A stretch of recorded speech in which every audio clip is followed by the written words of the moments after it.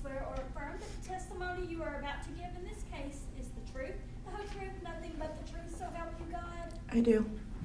State your full name for the record, please. Erica Ann Castro-Miles. Ms. Castro-Miles, you've heard what's been stated, that your lawyer and the state have reached an agreement to resolve this case by an agreed disposition, including a plea and a sentencing agreement.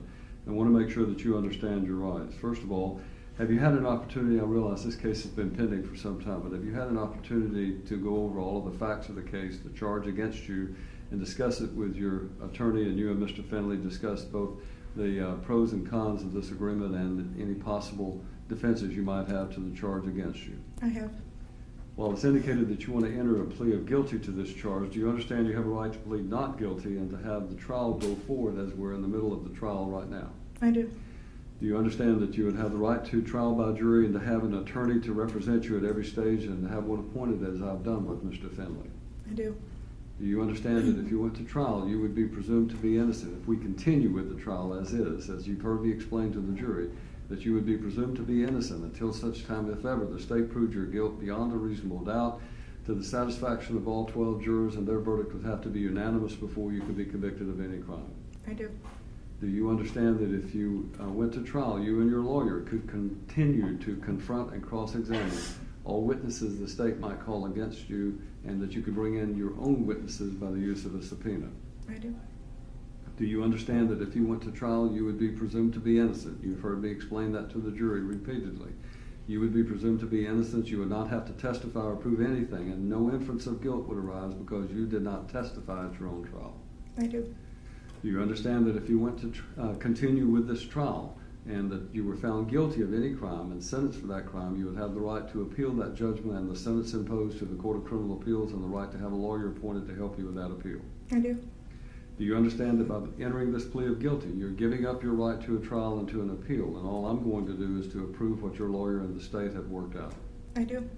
Do you understand that's going to result in a conviction, and that conviction will be on your record in the future to make more severe the punishment you might receive if you are ever again convicted of a crime? I do. Do you understand everything I've explained to you? I do. Do you wish to plead guilty to the charge, to the amended charge of second-degree murder, according to this agreement? I do.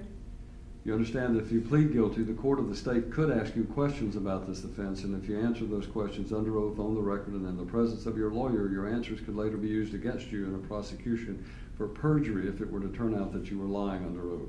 I do. Is your decision to plead guilty today voluntary? Yes. Anybody forcing you to do this? No.